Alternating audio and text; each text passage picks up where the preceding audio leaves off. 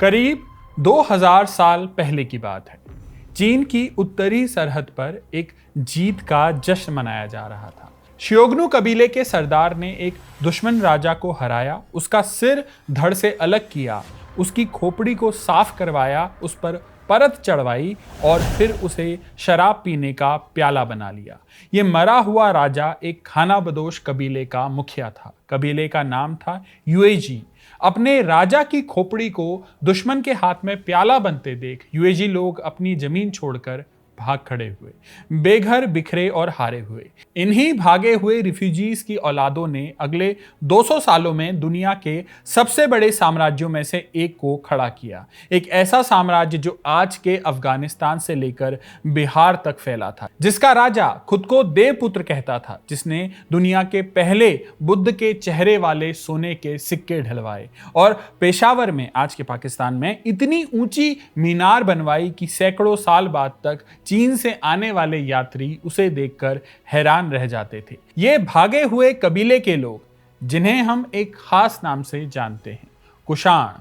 कुषाण अपने वक्त में दुनिया की 4 सबसे बड़ी ताकतों में से एक थे। रोम, चीन का हान साम्राज्य, ईरान के पार्थियंस और चौथे कुषाण। लेकिन फिर यह पूरा साम्राज्य गायब हो गया। इतनी सफाई से गायब हुआ कि हिंदुस्तान की अपनी यादों में भी इन्हें ठीक से संभाला नहीं गया। आज मथुरा के म्यूजियम में इनके सबसे ताकतवर राजा की एक बेसिर की पत्थर की मूर्ति खड़ी है, जिसके कोट पर लिखा है महाराजाधिराज देवपुत्र कनिष्क।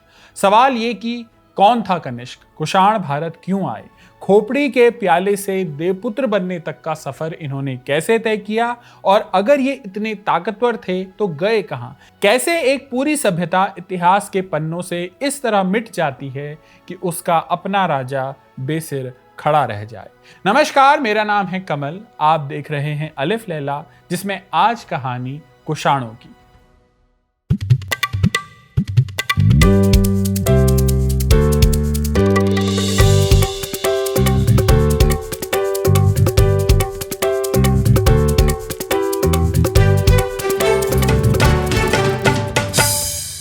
कहानी शुरू होती है आज के चीन के पश्चिमी इलाके में। चीन के पश्चिमी छोर पर एक सूखा घास वाला मैदान है। यहाँ 2000 साल पहले युएजी लोग रहा करते थे। ये कबीले का नाम था। ये किसान नहीं थे, घुमंतू चरवाहे थे, घोड़ों के उस्ताद और तीरंदाजी में माहिर।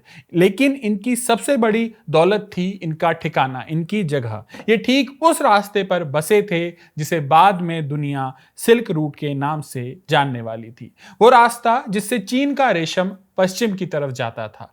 युएजी लोग सिल्क रूट के रास्ते पर घोड़ों और जेड पत्थर, जिसे हरिताश्म भी कहते हैं, उसका व्यापार करते थे। इस ट्रेड में काफी फायदा था, इसलिए युएजी भी ताकतवर थे। फिर इसी मैदान पर एक और ताकत उभरी, शियोग्नु, जिनकी बात हमने शुरुआत में की थी। ये भी एक खानाबदोश कबीला था, लेकिन संगठित था और खूंखार था। इनके सरदार मोदू ने आसपास के तमाम कबीलों को अपने अधीन कर लिया। करीब 176 ईसा पूर्व में मोदू ने युएजी पर पहला बड़ा हमला किया और फिर करीब 162 ईसा पूर्व में मोदू के बेटे ने युएजी राजा को मार डाला और उसकी खोपड़ी का एक शराब का प्याला बनवाया। इस घटना के बाद युएजी भाग खड़े हुए 2 हिस्सों में। एक छोटा हिस्सा दक्षिण की तरफ पहाड़ों में चला गया, जबकि बड़ा हिस्सा पश्चिम की तरफ निकल पड़ा।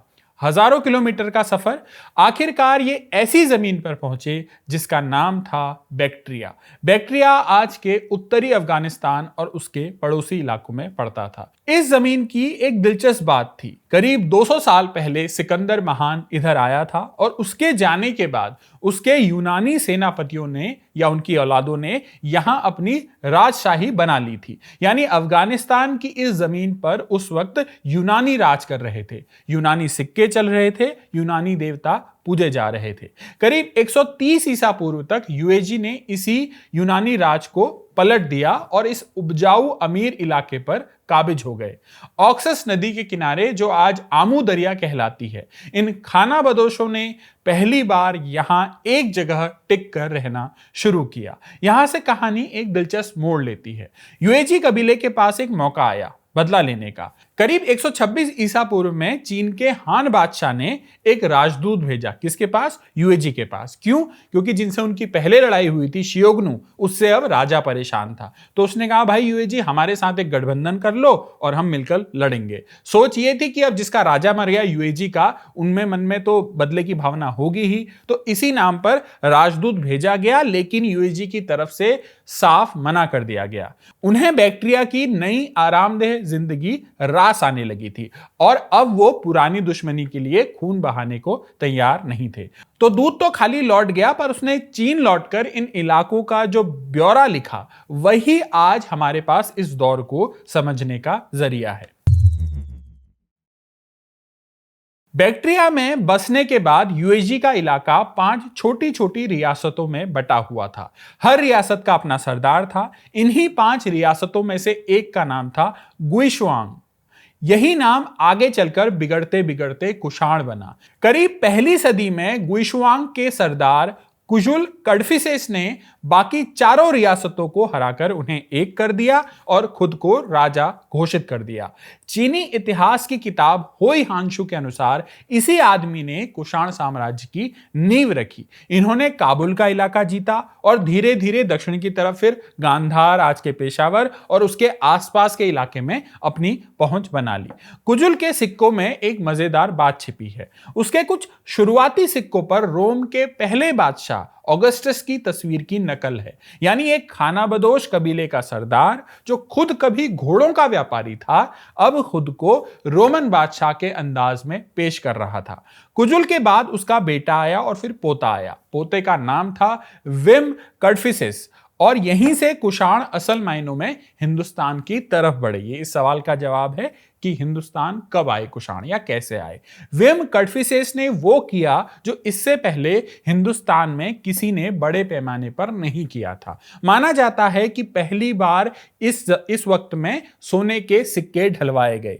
इससे पहले यहां चांदी और तांबे के सिक्के तो चलते थे, लेकिन सोने का बड़ा कारोबार यानी सोने के सिक्के का बड़ा कारोबार कुषाणों के दौर में शुरू हुआ। यह सोना आया कहां से? रोम से। उस दौर में रोमन साम्राज्य हिंदुस्तान से मसाले, कपड़ा और दूसरी चीजें खरीदता था और बदले में भेजता था सोना। वही रोमन सोना पिघलकर कुषाणों के सिक्कों में ढल गया। इन सिक्कों पर विड कफ्सिसेस की तस्वीर एक ऊंची नाक वाले, दाढ़ी वाले तगड़े योद्धा की तरह उभरती दिखती है, जबकि उसी सिक्के की दूसरी तरफ दिलचस्प तौर पे देखिए, भगवान शिव और नंदी बैल बने होते थे। यानी मध्य एशिया से आया ये कबीला अब हिंदुस्तानी देवताओं को अपना रहा था। अब विम कडफिसेस के बाद तख्त पर वो आदमी बैठा जिसका नाम कुषाणों में सबसे अधिक जाना गया है, कनिष्क।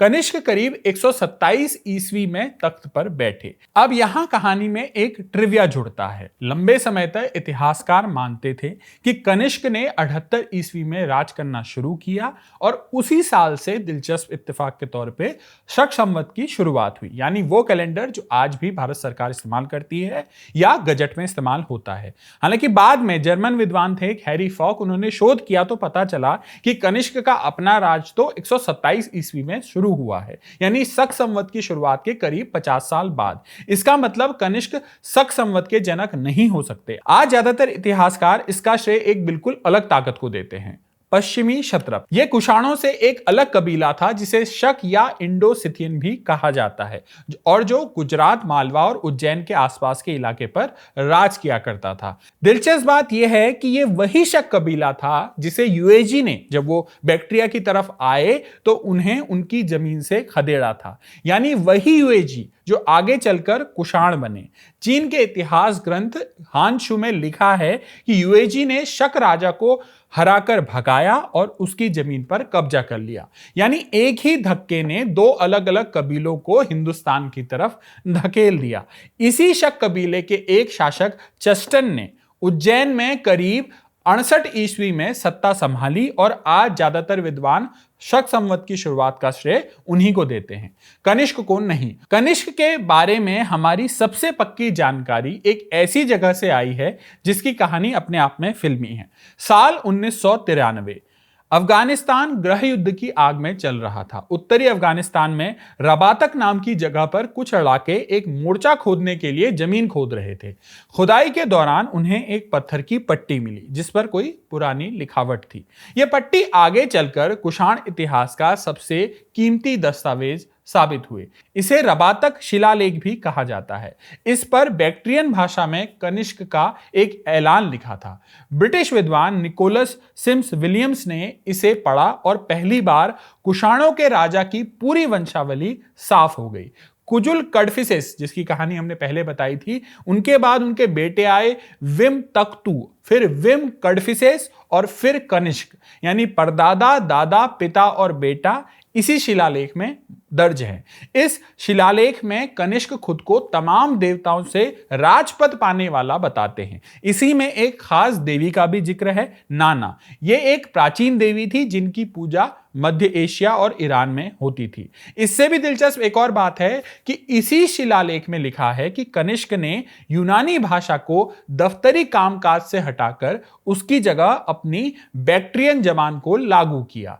अब यह एक बड़ा फैसला था। सिकंदर के आने के 300 साल बाद आखिरकार इस इलाके से यूनानी भाषा का दबदबा खत्म हुआ। कनिष्क के दौर में कुषाण साम्राज्य अपने सबसे बड़ी हद तक फैला। एक तरफ आज के उज्बेकिस्तान और ताजिकिस्तान, दूसरी तरफ नीचे मथुरा तक। रबातक शिलालेख तो यहां तक दावा करता है कि कनिष्क का राज साकेत, कौशांबी और यहां तक कि पाटलिपुत्र यानी आज के पटना तक फैला था, जो कभी मौर्य साम्राज्य की राजधानी थी। कुषाण साम्राज्य की 2 कैपिटल सिटीज थी, एक पुरुषपुर यानी आज का पेशावर और दूसरा मथुरा। उस दौर में दुनिया की 4 सबसे बड़ी ताकतों की जब गिनती होती है, जैसा हमने पहले बताया, तो उसमें रोम, चीन का हान साम्राज्य और ईरान के पार्थियंस का नाम आता है और इसके बाद चौथा नाम आता है कुषाणों का। रोमन दस्तावेजों में बैक्ट्रिया और हिंदुस्तान के राजाओं के राजदूतों के आने का जिक्र मिलता है, जो शायद यही कुषाण थे। पर कनिष्क की जहां तक बात है, वो सिर्फ एक विजेता नहीं थे। उनकी असली छाप उनके बनाए सिक्कों और उनके धर्म पर दिखती है। कुषाण सिक्कों पर अब तक 30 से ज्यादा अलग देवी देवता मिल चुके हैं। इनमें यूनानी देवता, ईरानी देवता और हिंदुस्तानी देवता सब एक ही राजा के सिक्कों पर मिले हैं। शिव भी हैं, नाना देवी भी हैं, ईरान का सूरज देवता मिहिर भी है। एक ही आदमी अपने सिक्कों पर 3-3 सभ्यताओं के भगवानों को जगह दे रहा था और इन्हीं सिक्कों में से कुछ पर कनिष्क ने वो भी कर दिखाया जो उनसे पहले किसी शासक ने नहीं किया। उन्होंने बुद्ध की तस्वीर सिक्के पर ढलवाई, जिस पर बैक्ट्रियन में लिखा है बोद्धो यानी बुद्ध। दुनिया भर में ऐसे सोने के सिक्के आज सिर्फ 6-7 ही बचे हैं। ये उस पल के गवाह हैं जब पहली बार बुद्ध को धातु पर एक चेहरा मिला। यही कनिष्क की सबसे लंबी चलने वाली विरासत है। बौद्ध परंपरा के अनुसार कनिष्क ने कश्मीर में 4th बुद्धिस्ट काउंसिल बुलाई, यानी बौद्ध विद्वानों की एक बड़ी सभा, जहां धर्म के बिखरे हुए सिद्धांतों को इकट्ठा किया गया। इस सभा से जुड़े 2 नाम खास हैं। वसुमित्र, जो इस काउंसिल के अध्यक्ष माने जाते हैं, और अश्वघोष, जो उस दौर के बड़े दार्शनिक थे जिन्होंने बुद्ध की जीवनी बुद्ध चरित भी लिखी। इसी दौर में बुद्ध धर्म की एक नई शाखा महायान ने आकार लिया। फर्क आसान शब्दों में यह था कि अब बुद्ध सिर्फ एक शिक्षक नहीं थे, बल्कि पूजा के देवता बन रहे थे। पर इसी पूरी कहानी का सबसे बड़ा असर एक अलग दिशा में हुआ, चीन में। कुषाणों ने सिल्क रूट के जो रास्ते सुरक्षित और चालू रखे, उन्हीं रास्तों से बौद्ध भिक्षु अपने ग्रंथ लेकर चीन की तरफ निकले। लोकशेम नाम का एक कुषाण भिक्षु 2री सदी में चीन पहुंचा और वहां बौद्ध ग्रंथों का चीनी में अनुवाद करने लगा। आज चीन, जापान, कोरिया में जो बौद्ध धर्म फैला है, उसकी जड़ें बहुत हद तक इसी दौर से शुरू होती हैं। मूर्ति कला में भी 2 नए स्कूल खड़े हुए, एक गांधार, जहां यूनानी और बौद्ध शैली मिलकर बुद्ध की पहली मूर्तियां गढ़ रही थी, और दूसरा मथुरा, जहां देसी शैली में मूर्तियां बन रही थी। जिस बुद्ध की शांत ध्यानमग्न मूर्ति की तस्वीर आज हमारे दिमाग में है, वो चेहरा काफी हद तक इसी दौर की देन है। और अब पेशावर की उस मीनार की बात जिसका जिक्र हमने शुरुआत में किया था। कनिष्क ने अपनी राजधानी पुरुषपुर में एक विशाल स्तूप बनवाया, यानी बुद्ध के अवशेष रखने के लिए एक ऊंचा गुंबद नुमा ढांचा। सैकड़ों साल बाद जब चीन से बौद्ध यात्री यहां आए तो उन्होंने इसे अपने देखे हुए सबसे ऊंचे ढांचों में गिना। दिलचस्प बात यह कि इसे बनाने में एक यूनानी इंजीनियर अगेसिलास का हाथ था, जिसका नाम खुद वहां मिले एक शिलालेख पर दर्ज है। सोचिए, एक मध्य एशियाई राजा एक यूनानी इंजीनियर से एक हिंदुस्तानी धर्म का सबसे ऊंचा स्मारक बनवा रहा था। इसी मीनार से जुड़ा एक और किस्सा है। सन 1908 और 1909 में जब पुरातत्व विभाग ने पेशावर के पास शाहजी की डेयरी में इस स्तूप की खुदाई की तो उन्हें जमीन के नीचे एक धातु का डिब्बा मिला। इसे कनिष्क कास्केट भी कहा जाता है। इसके अंदर 3 हड्डियों के टुकड़े थे जिन्हें खुद बुद्ध के अवशेष माना गया। ये अवशेष बाद में बर्मा भेज दिए गए थे। इस पूरी कहानी को आप देखेंगे तो कुषाण एक ऐसा साम्राज्य था जिसने कबीले से आगे बढ़ते हुए एक जमीन पर कब्जा किया, खुद को साम्राज्य की शक्ल दी, जो रोम से बातें करता था, जिसका राजा खुद को भगवान का बेटा कहता था और जिसने एक पूरे महाद्वीप की आस्था को आकार देने में बड़ा योगदान दिया। तो ये सब कुछ चढ़ाव की बात है, लेकिन हर ऊंचाई के बाद एक ढलान आती है और कुषाणों की ढलान इतनी तीखी थी कि उसके बाद इनका नाम भी दुनिया लगभग भूल गई। आखिर हुआ कैसे? कुषाण साम्राज्य गया कहां? कुषाण कहां गायब हुए, इसके जवाब में कहानी शुरू होती है एक व्यक्ति से। ये कनिष्क के बेटे थे, हुविष्क इन्हें बोला जाता है। इनका राज करीब 40 साल चला। उसके बाद तख्त पर बैठे वासुदेव प्रथम करीब 190 से 230 ईस्वी के बीच। और यहां एक बदलाव हमें साफ दिखता है। ध्यान दीजिए नामों पर। वासुदेव यानी कृष्ण और विष्णु का एक नाम, जो साम्राज्य मध्य एशिया से नाना और मिहिर जैसे देवताओं को लाया था, उसका राजा अब एक ठेठ हिंदुस्तानी नाम रख रहा था। वासुदेव के सिक्कों से यूनानी और तमाम बाहरी देवता गायब होते जाते हैं और बचते हैं बस भगवान शिव और नाना। कुषाण अब पूरी तरह से इस मिट्टी में घुल रहे थे। वासुदेव प्रथम को इस वंश का आखिरी बड़ा राजा माना जाता है। हुआ यह कि ठीक इसी वक्त दूर पश्चिम से एक नई ताकत करवट ले रही थी। ईरान में करीब 224 ईस्वी में अर्दशीर नाम के एक शासक ने पार्थियन राजवंश को उखाड़ फेंका और एक नया साम्राज्य खड़ा किया जिसे शशानी साम्राज्य कहते हैं। यह एक नया ईरान था जो पुराने वाले से कहीं ज्यादा आक्रामक और संगठित था। उसकी नजर पूरब की तरफ थी, यानी सीधे कुषाणों की जमीन पर। यहीं से कुषाणों का पतन शुरू होता है और इसकी सबसे खास बात यह है कि यह सब कुछ एक किसी बड़ी लड़ाई में नहीं हुआ। कुषाण 2 तरफ से लगभग पिस गए थे। एक तरफ तो जैसा पहले बताया पश्चिम से ससानी ईरान अटैक कर रहा था, दूसरी तरफ पूरब में एक नई हिंदुस्तानी ताकत उठ रही थी जिसकी बात हम थोड़ी देर में करेंगे। पहले पश्चिम की बात करते हैं।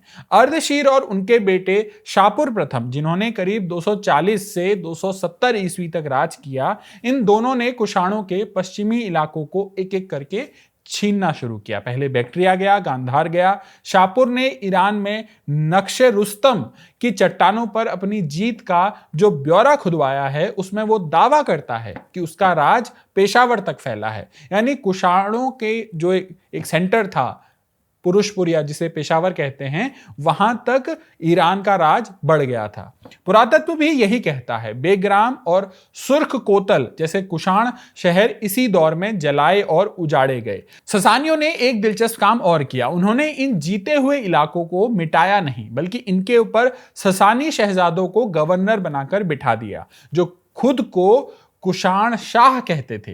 ये ईरानी थे पर कुषाणों जैसे ही सिक्के ढालते थे, कुषाणों जैसा ही तमगा इस्तेमाल करते थे। इतिहासकार इन्हें कुषाण ससानी कहते हैं। यानी कुषाणों का साम्राज्य पश्चिम में ऐसे मिटा कि उसका नाम और उसकी शक्ल भी दूसरों ने ओढ़ ली। अब पूरब की तरफ आइए। 4वीं सदी में हिंदुस्तान की जमीन पर नया ताकतवर राजवंश उभर रहा था। नाम हम सब जानते हैं, गुप्त साम्राज्य। जैसे जैसे गुप्त शासकों की ताकत बढ़ी, कुषाणों के पूर्वी इलाके उनके हाथ से फिसलने लगे। सबसे बड़ा झटका लगा मथुरा का छिन जाना, जो कभी कुषाणों की दूसरी राजधानी हुआ करती थी। अंत में कुषाण सिमटकर पंजाब और तक्षशिला के आसपास के एक छोटे से इलाके में रह गए। इतिहासकार इस छोटे दौर के शासकों को छोटे कुषाण कहते हैं। वासुदेव द्वितीय, माही, शक और किपुनाथ जैसे नाम जो करीब 270 से 350 ईस्वी के बीच राज करते थे। अब ये लेकिन आजाद राजा नहीं थे। ज्यादातर संभावना यही है कि ये गुप्त साम्राज्य के अधीन थे या उनके सामंत थे। इनके सिक्के देखिए तो साफ पता चलता है कि इनका सोना भी कम होता जा रहा था, कारीगरी हल्की हो रही थी, शान ढलती जा रही थी। आखिरी वार आया करीबन 360 ईस्वी में। मध्य एशिया से एक नई खानाबदोश लहर उठी जिनका नाम था हूण। इनके एक गुट जिसे किदारी कहते हैं और जिसका नाम इनके नेता किदार पर पड़ा, इन्होंने कुषाण ससानियों और बचे हुए कुषाण शासकों को उखाड़ फेंका। किदारी भी ज्यादा दिन नहीं टिके। जल्द ही एक और गुट जिन्हें श्वेत हूण या हेफ्थलाइट हूण कहते हैं, वो भी इन्हें हटाकर आगे बढ़ गया। हूणों पर हमने अलग से अलिफ लैला में डिटेल चर्चा की है। एपिसोड का लिंक डिस्क्रिप्शन में डाल देंगे, वहां आप देख सकते हैं। कुषाणों का राजवंश जैसे ही घुल गया, वो धीरे धीरे आम लोगों में घुलते मिलते गए। उनके राजाओं ने पहले यूनानी देवता अपनाए, फिर शिव, फिर विष्णु का नाम। उनके लोग आम हिंदुस्तानी और मध्य एशियाई आबादी में विलीन हो गए। एक अलग शासक जाति के तौर पर कुषाणों का नाम मिट गया, लेकिन वो खत्म नहीं हुए, वो आम लोगों में घुल मिल गए। हिंदुस्तान की अपनी याददाश्त ने भी कुषाणों को अपना नहीं माना, क्योंकि वो बाहर से आए थे। कश्मीर के इतिहास की सबसे मशहूर किताब राजतरंगिणी, जिसे 12वीं सदी में कल्हड़ ने लिखा, उसमें इन कुषाण राजाओं को बस तुरुष्क कहकर छोड़ दिया गया है, यानी बाहरी विदेशी लोग। इनके सबसे बड़े स्मारक, इनकी वो पेशावर वाली मीनार, इनका गांधार जहां काम किया गांधार में, वो सब आज हिंदुस्तान की सरहद के उस पार पड़ते हैं। और इनका सबसे ताकतवर राजा आज मथुरा के म्यूजियम में उसी बेसिर मूर्ति के रूप में खड़ा है जिससे हमने ये कहानी शुरू की थी। एक ऐसा साम्राज्य जिसने खुद को देवपुत्र कहा, आज इस देश में लगभग सरविहीन खड़ा है। हालांकि कुषाणों का असर आगे भी मौजूद रहा। गुप्त शासकों ने जो सोने का सिक्का आगे चलाया, उसका नाम था दिनार, और उसका वजन, बनावट और सिक्के पर देवी देवता छापने का तरीका तीनों कुषाण सिक्कों से लिए गए थे। यह नाम खुद रोम के सिक्के दिनारियस से आया था, जिसे कुषाणों ने रोम से व्यापार के दौरान उधार लिया। हालांकि आज मिडिल ईस्ट में जो दिनार चलता है वो इस भारतीय दिनार से नहीं, बल्कि एक अलग रास्ते से आया है, 7वीं सदी में इस्लामी खलीफाओं के सिक्कों से। दोनों की कहानी अलग अलग रास्तों से चली, दोनों की जड़ एक ही रोमन शब्द है, और इसमें कुषाणों का भी एक इंपॉर्टेंट रोल रहा है। इसी के साथ इस एपिसोड को यहीं समाप्त करते हैं। कैमरे के पीछे थे मेरे साथी इरशाद, और बाकी साथियों का नाम आप स्क्रीन पर देख सकते हैं। शुक्रिया।